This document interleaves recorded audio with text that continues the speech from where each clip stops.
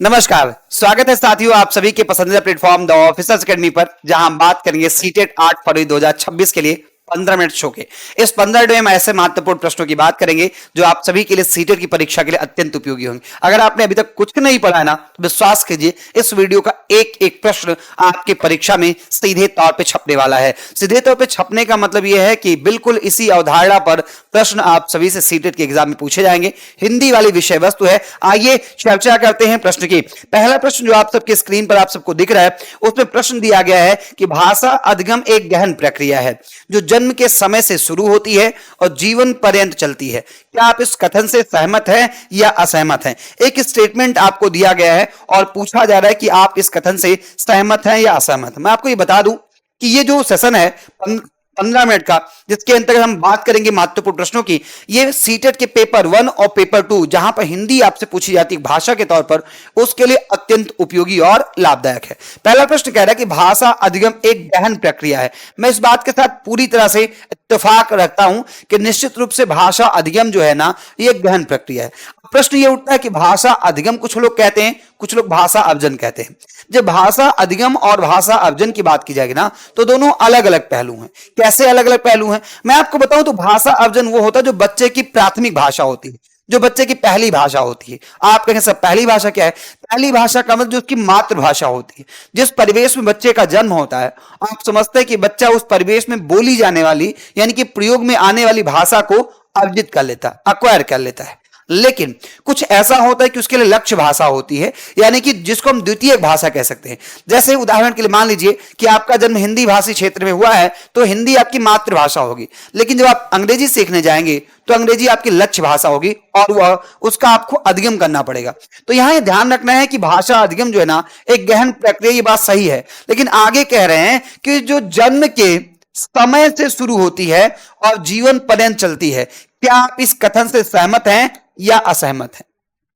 पहला कह रहा है कि मैं इस कथन से सहमत हूं, दूसरा मैं इस कथन से असहमत हूं, तीसरा मैं इस कथन से आंशिक रूप से सहमत हूं और चौथा मैं इस कथन से आंशिक रूप से असहमत हूं।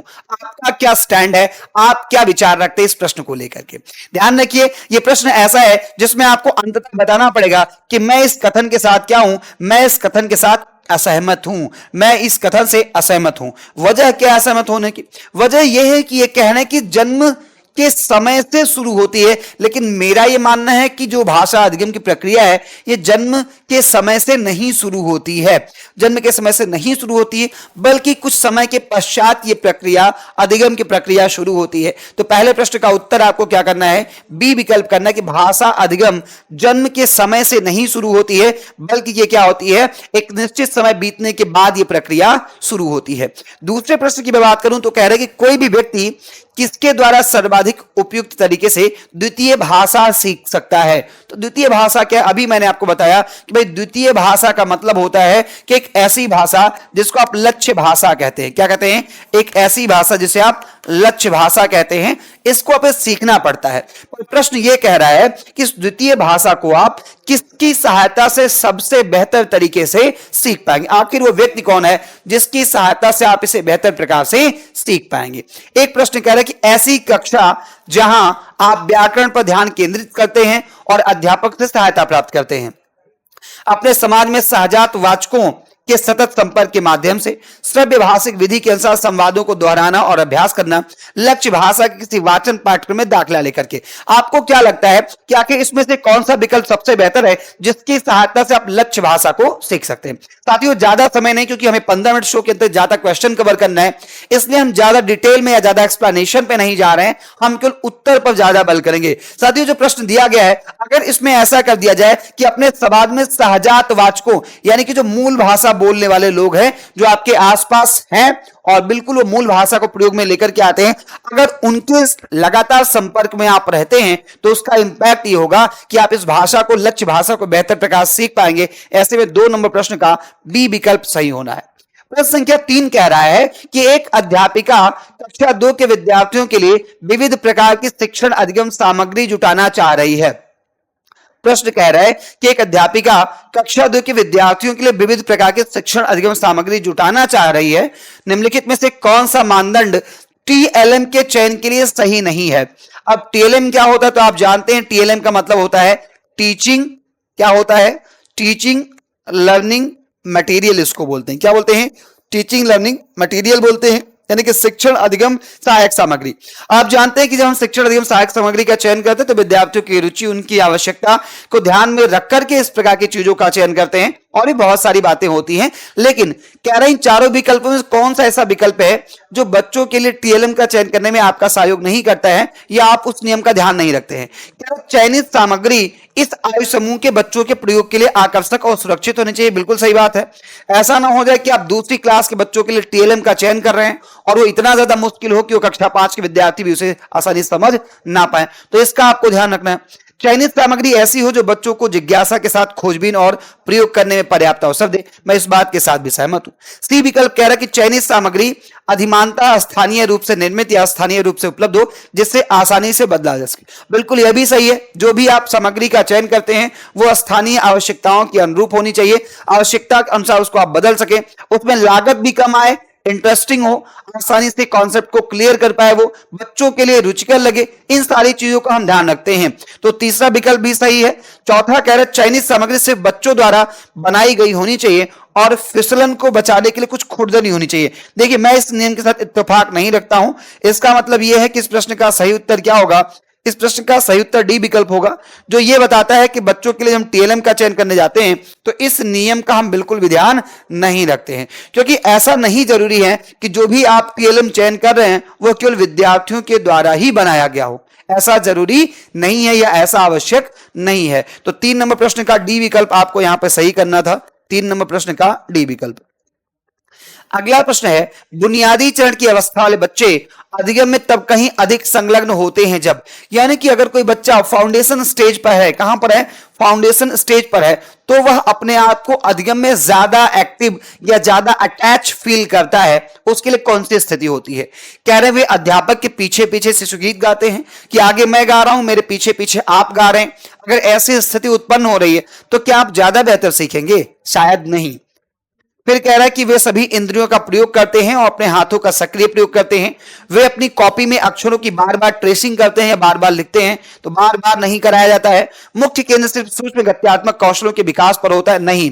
सूक्ष्म गत्यात्मक कौशल का मतलब जिसमें आपको सूक्ष्म गति, जैसे मान ली अंगुलियों का प्रयोग करना होता है, सुई में धागा डालना हो जाए, बटन बंद करना हो जाए, चाय का कप पकड़ना हो जाए, कलम पकड़ना हो जाए, ये सब सूक्ष्म गति कौशल के अंतर्गत आते हैं। लेकिन इनसे बच्चों का बेहतर विकास नहीं होता है। बच्चे बेहतर प्रकार से कब सीखते हैं?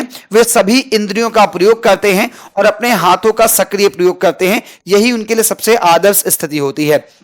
साथियों, आप सभी के लिए सीटेट का बैच हमारे ऐप द ऑफिस एकेडमी पर उपलब्ध है।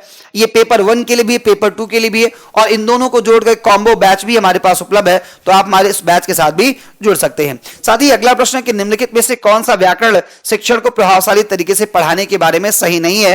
यानी कि व्याकरण शिक्षण को प्रभावशाली तरीके से पढ़ाने के विषय में कौन सा कथन सही नहीं है? कह रहे वास्तविक संप्रेषण प्रस्तुत करना, व्याकरण के प्रासंगिक नियम प्रस्तुत करना, संप्रेषण के अभ्यास के अवसर देना, व्याकरण को उसके नियम कंठस्थ करके सिखाना।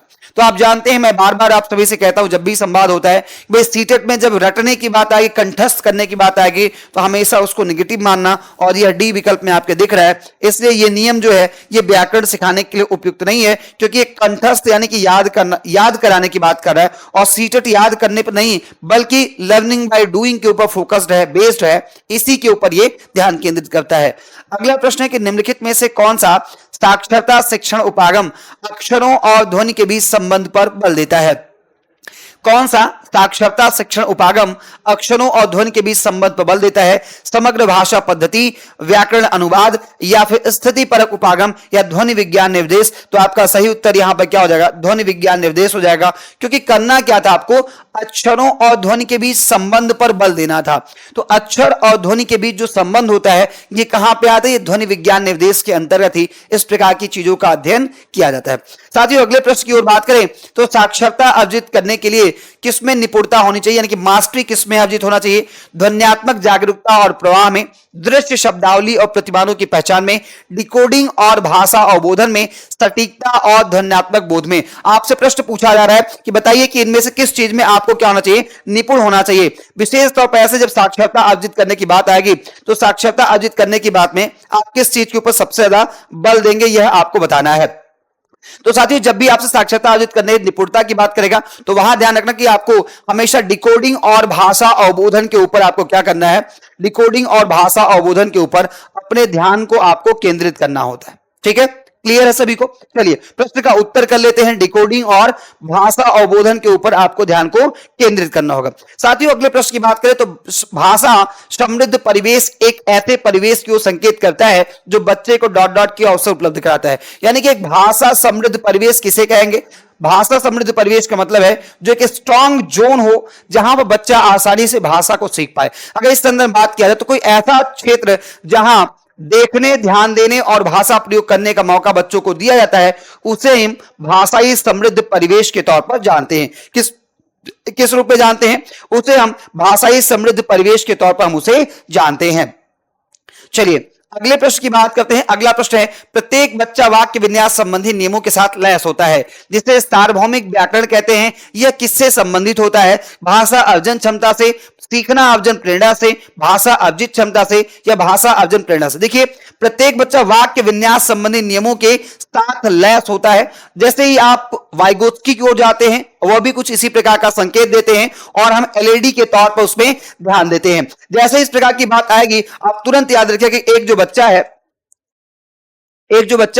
उसे क्या करना? तो भाषा अर्जन क्षमता उसमें पाई जाती है जो जन्मजात प्रकार से पाई जाती है और आपको 9 नंबर प्रश्न का ए विकल्प सही करना है। साथ ही 10 नंबर प्रश्न कह रहा है कि कौन सी पद्धति मातृभाषा में पहले से अर्जित भाषा कौशलों के उपयोग के माध्यम से लक्ष्य भाषा सीखने में प्रवाह, पूर्णता एवं सटीकता के विकास एवं उपलब्धि का समर्थन करती है। साथियों, मैं आप लोगों से माफी चाहूंगा कि हमारा जो 15 मिनट का शो है हमारा इसमें टारगेट होता है कि हम अधिक से अधिक हम प्रश्नों को शामिल करें। सीटेट के प्रश्न आप सभी जानते हैं कि हम इसमें बहुत ज्यादा प्रश्नों को शामिल नहीं कर सकते। हमारे सामने समस्या ये होती है कि प्रश्न बड़े बड़े हैं, उन पर व्याख्या थोड़ी भी कर दी जाए तो टाइम टेकिंग हो जाता है। तो साथियों, हम 10-12 प्रश्न जो भी कर पाएंगे इतना ही करेंगे और इसके लिए आप लोग अन्यथा नहीं लीजिएगा। ठीक है, तो कह रहे कौन सी पद्धति मातृभाषा में पहले से अर्जित भाषा कौशल? मातृभाषा का मतलब है वह भाषा कौशल जिसको आपने शुरुआत से सीखा है, वो आपकी मातृभाषा है। जो आप टारगेट करते हैं कि हमें ये भाषा सीखनी है, वो आपकी लक्ष्य भाषा सीखती है। ठीक है, तो भाषा कौशलों के उपयोग के माध्यम से लक्ष्य भाषा सीखने, प्रभावपूर्णता एवं सटीकता के विकास एवं उपलब्धि का समर्थन करती है। साथियों, यहाँ पर व्याकरण अनुवाद पद्धति हो जाएगा।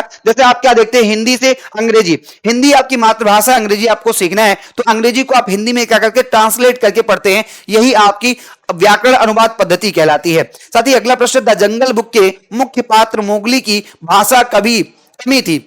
आज ही सुबह मैंने जब 9 बजे वाला सेशन में लेता हूं, सुबह 9 से 10 यूट्यूब पर, उसी मैंने आज ही मोगली का उल्लेख किया था कि द जंगल बुक के मुख्य पात्र मोगली की भाषा कमी थी। बिल्कुल सही बात है, भाषा की समस्या उसमें थी क्योंकि मानव संपर्क से बिलक का मतलब अलग है ना, मानव संपर्क से अलग उसका पालन पोषण हुआ था। यह सच भाषा विकास के किस पक्ष का समर्थन करता है?